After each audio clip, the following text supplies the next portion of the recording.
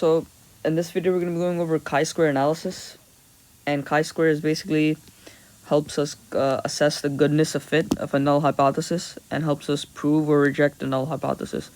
In genetics, we're going to be basing off our hypotheses based off the Mendelian genetics and the hypotheses that are already set by Mendelian genetics, since the ratios and the experiments have already been done.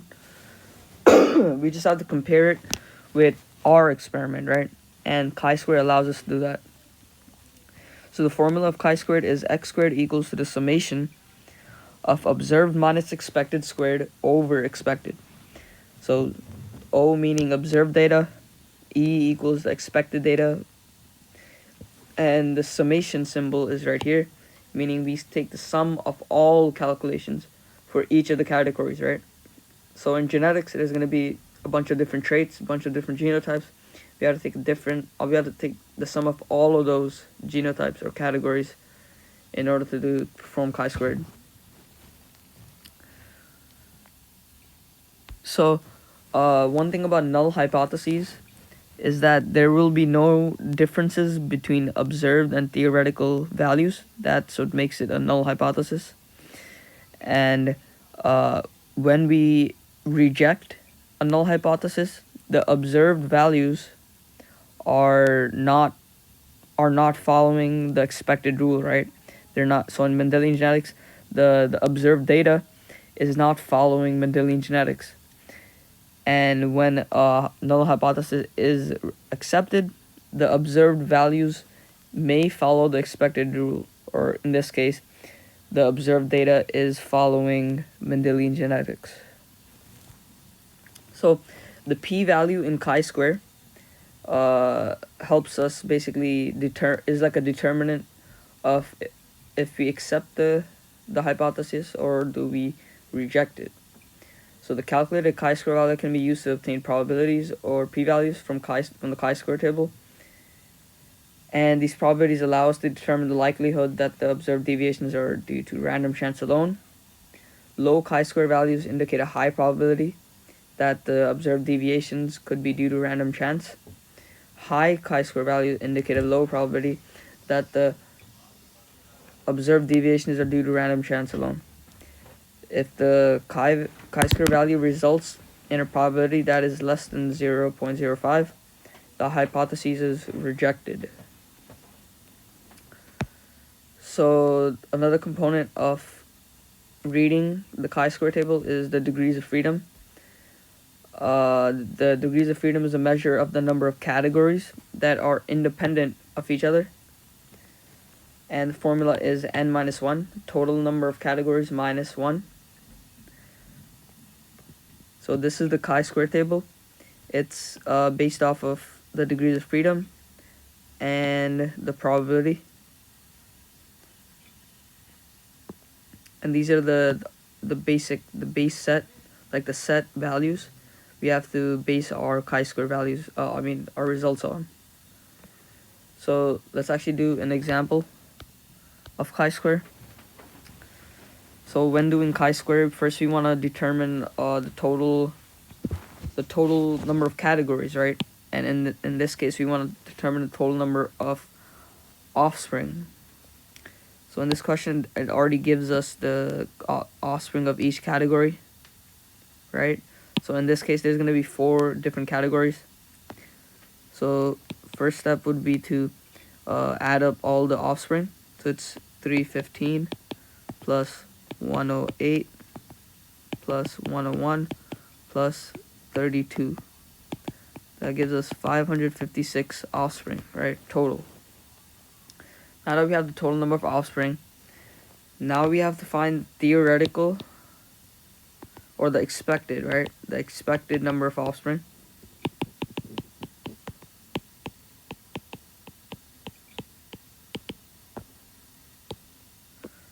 So when we do that, that's basically crossing. We want to cross the parents. So what we're gonna be, since it already says that we're trying to find a 9:3:1 ratio, we want to that ratio corresponds with two heterozygous parents crossing. So what we want to do is R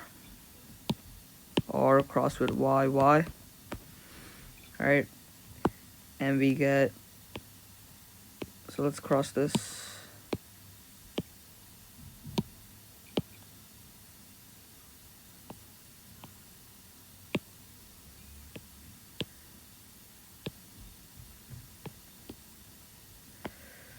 So I'm gonna assume you guys already know how to do dihybrid crosses. So we already know we want to distribute these to get the gametes and then cross. Those gametes are RY,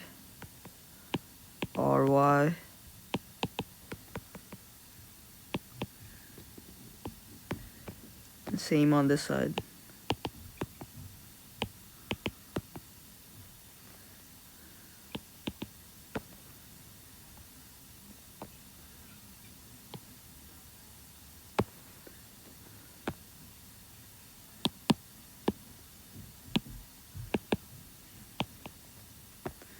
So once we can start doing the crosses.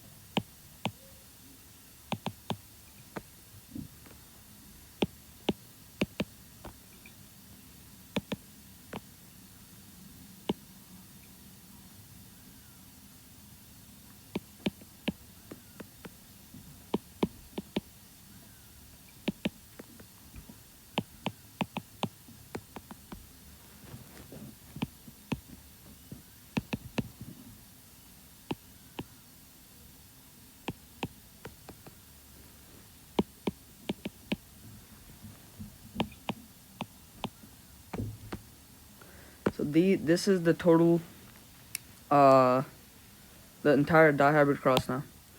Now we have to look at the theoretical number of each category, right? So there's the categories are, so 315 are round and yellow, 108 are round and green, wrinkled and yellow, and wrinkled and green. So let's start with round and yellow. Which ones are round and yellow? So this is round and yellow, this one, this right here, this right here. Round and yellow, and round and yellow. So there's 9 total that are round and yellow. 9 out of 16 that are round and yellow. And there are round and green, and 3 that are round and green. 3 out of 16 are round and green. And wrinkled and yellow, wrinkled yellow. 3 out of 16 are wrinkled yellow. And finally, 1 is wrinkled and green. 1 out of 16 is wrinkled and green. Now what we have to do is calculate the theoretical number that we're expecting, right? The expected number of offspring. And we do that, so step 2 continued.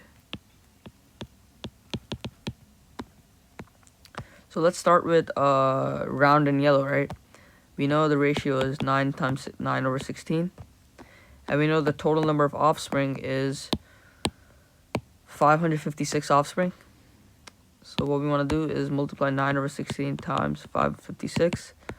That gives us 312.75, right? This is our expected for round yellow. Now if you go back, we wanna find the expected for round and green. We know round and green, there's gonna be 3 out of 16. Ratio is 3 out of 16 times 556. That gives us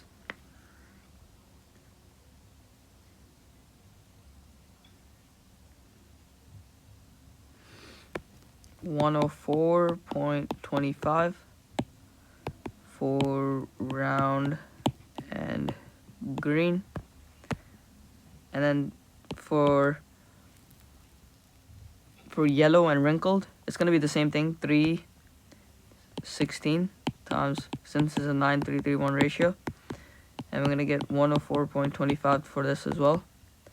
So it's going to be wrinkled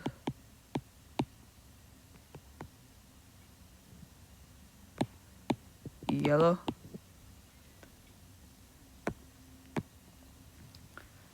and then 1 out of 16 is recessive for both, so wrinkled green.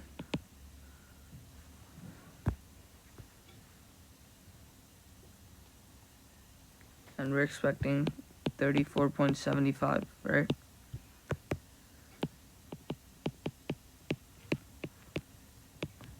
Now that we have all the theoretical numbers for the offspring, we did the dihybrid cross, found the total number of offspring. Now what we can do is actually conduct the chi-square test. So let's add another page. So the chi-squared formula is x squared is equal to summation observed minus expected squared over expected. So what we want to do now is take the sum of each of these categories, right? There's 4 total categories. So,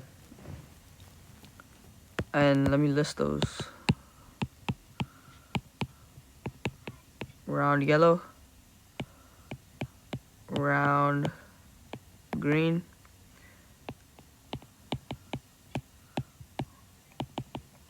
wrinkled yellow, wrinkled green. Now we have to calculate for each of these categories. So let's do it. Observed. So starting off with round and yellow, the observed are 315, expected are 312.75. So it's 315 minus 312.75 squared over the expected, which is 312.75. Add that to this, the chi-squared for round and green. We know the observed is 108, expected is 104.25. So 108 minus 104.25 squared over 104.25. Now plus. Now for this category, wrinkled yellow, we know observed is 101, expected is 104.25.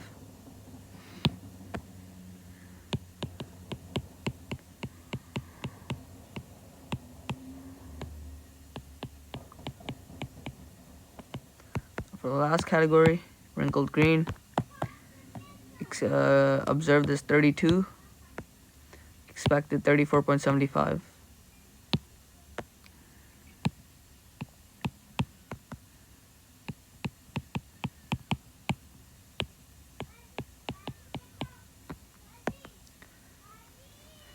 And when we calculate this out, we get for a round and yellow, we get 0.0162 plus 0.135. This is for round and green, plus wrinkled and yellow is 0.1013 plus wrinkled and green, which is 0.216. giving us a total of 0.4701. Now that we've got the chi-squared value, now we have to determine the degrees of freedom. And the df is just n minus 1, total number of categories, minus 1. Total number of categories we know is 4, minus 1 is 3. Right? Now we have the degrees of freedom and the chi-squared value. Now what we can do is look at the table, the chi-squared table. So let's actually go back a little and look at this table right here. So we know there's 3 degrees of freedom, right? And our value was 0.4701, and that falls in between this area right here, right? So it's close to closest to 0.5, so right here. So since our chi-squared value is actually 2.366, so that means that this 2.366 is a critical value, right? And when our chi-squared value is less than our critical value, that it just generally represents that there's no differences between the observed and the expected, right? Which means that the dihybrid cross that this question is referring to, right, actually follows Mendelian genetics, right? It follows the 9:3:1 ratio. Whenever the chi-squared value is less than the critical value, it means that we are basically accepting that we're accepting the hypotheses, right? We're accepting that this dihybrid cross follows Mendelian genetics. So that's how you basically interpret the chi-squared value based off of this table and based off of what our actual chi-squared value was, right? So that's basically it for chi-squared.